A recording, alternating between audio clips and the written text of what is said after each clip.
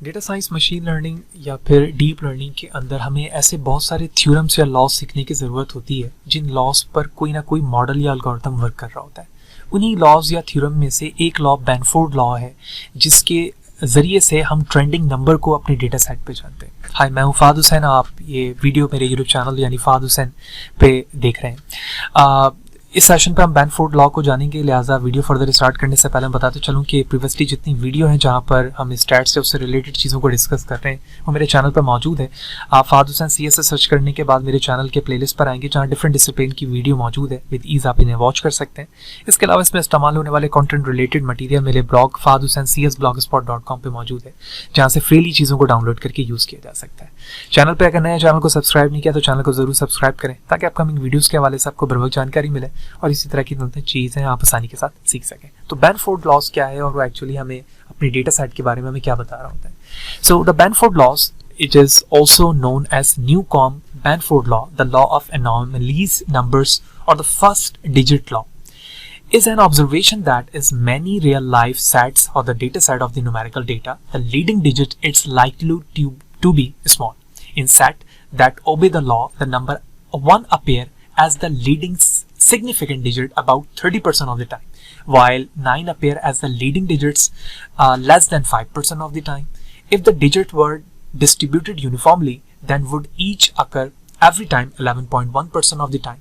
Benford law also make prediction about the distribution of the second digits, third digits, digits combination and so on. So this whole paragraph says that कि अगर हमारे पास कोई numerical data है और उस numerical data के अंदर हम लीडिंग डिजिट्स को फाइंड करना चाहते हैं कि कौन सा डिजिट हमारे पूरे होल डेटा सेट में सबसे ज़्यादा फ्रीक्वेंटली इस्तेमाल हो रहा है, तो बेनफोर्ड लॉ हमें ये बताता है। और अकॉर्डिंग टू द ये हमें बताता है कि आपके डेटा सेट की डिस्ट्रीब्यूशन को अगर यूनिफॉर्मली अगर डिस्ट्रीब्यूटेड किया जाए तो उसमें हर डिजिट्स के होने के चांसेस 11.1% होना चाहिए, लेकिन ऐसा हरगिज़ नहीं होता। आप बहुत सारे रियल लाइफ के डेटा सेट में देखेंगे कि जो जिस तरह की भी वैल्यूज़ उसमें मौजूद है उसमें हर डिजिट्स का जो लीडिंग नंबर होगा वो सबसे ज़्यादा 1 होगा, यानी पूरे ऑल डेटा सेट में 1 नंबर को आप सबसे ज़्यादा देखेंगे, उसके बाद 2, 3, 4, 5, 6, 7, 8, 9 एंड सो ऑन। तो इस बेस पर बेनफोर्ड लॉ हमें ये कह रहा है कि हमारे पास लीडिंग डिजिट्स में 1 की क्वांटिटी सबसे ज़्यादा होगी, यानी फर्स्ट नंबर पे, फिर 2, फिर 3 एंड सो ऑन। तो इस बेस पे जो हमारा ग्राफ है वो कुछ इस तरह से ट्रेंड करेगा। ये हमारा ट्रेंडिंग लाइन है जिस बेस पर 1 की क्वांटिटी जो कि 30% बताई जा रही है और जो 9 है अगर आप देखें तो ये ऑलमोस्ट 5% के अराउंड आई हुई है और यही चीज़ हमें पैराग्राफ में भी बताया गया और 30% हमारे पास जो है 1 है। तो इसके ज़रिए से एक्चुअली हो क्या रहा है, इसके ज़रिए से हमें ट्रेंडिंग डेटा का पता चल रहा है, क्योंकि हम देखते हैं कि as a data scientist, deep learning expert, हमें बहुत सारी चीज़ों का जानना होता है कि हिडन पैटर्न वैल्यूज़ के दरमियान क्या है, उसकी विजुअलाइजेशन क्या हो रही है, डिस्ट्रीब्यूशन क्या हो रही है, वो नॉर्मल डिस्ट्रीब्यूटेड है या नहीं है, किस तरह से वैल्यूज़ को हम डिस्ट्रीब्यूटेड बनाएंगे, नॉर्मल बनाएंगे वगैरह। ये सारी चीज़ें हम जब डिस्ट्रीब्यूशंस पढ़ रहे थे तो वहाँ पे देखा था इधर वो डिस्क्रीट टाइप की डिस्ट्रीब्यूशन है या कंटिन्यूस टाइप की डिस्ट्रीब्यूशन, ये सारी चीज़ें देखा। तो in simple word Benford law हमें नंबर्स की डिस्ट्रीब्यूशन के बारे में बता रही होती है कि लीडिंग डिजिट्स सबसे ज़्यादा कौन से हैं और सबसे कम सिग्निफिकेंट डिजिट्स जो हैं उसमें कौन से आ रहे हैं, जो कि हमने 1 to ऑनवर्ड 9 देखा। फर्दर अगर मैं बात करूँ तो इसके ज़रिए से एनोमलीज डिटेक्शन या आउटलायर को हम जो है फाइंड आउट कर पाते हैं significant count of the digits के ज़रिए से, और बेहतर प्रोडक्शन में मॉडल के लिए इसे यूज़ किया जा रहा होता है। मूव होते हैं विकीपीडिया की तरफ, वहाँ पर देखते हैं कि विकीपीडिया में बेनफोर्ड लॉ के हवाले से फर्दर क्या चीज़ें बता रहा है। बेनफोर्ड लॉ पर मौजूद हूँ और according to the Wikipedia Benford law ये हमें कुछ लॉजिकली इसके फॉर्मूले को बताती है with respect to the definition कि एक्चुअली हम अपने लीडिंग डिजिट्स को किस तरह से फाइंड कर सकते हैं।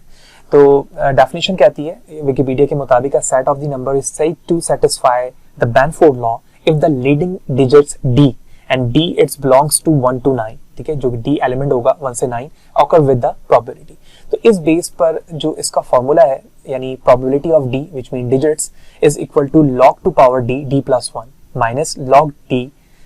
अगर मैं इसे कंबाइन करके लिखूं तो इस बेस पर मैं कह सकता हूं कि log d plus 1 divide by d, और एट लास्ट जो इसका फॉर्मूला बनता है वो है log की power 10 1 plus 1 divide by d।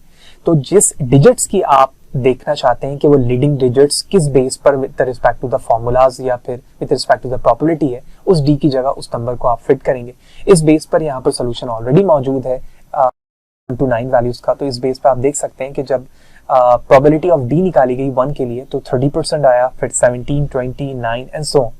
और ये तमाम वैल्यूज लीडिंग हमें ये बता रही है कि इंडिविजुअली किसी भी डेटा सेट के अंदर इस तरह की प्रोबेबिलिटी वाइज वैल्यूज जो है डिस्ट्रीब्यूटेड होती है, जिसमें हम लीडिंग डिजिट्स को इस तरह से फाइंड कर रहे होते हैं।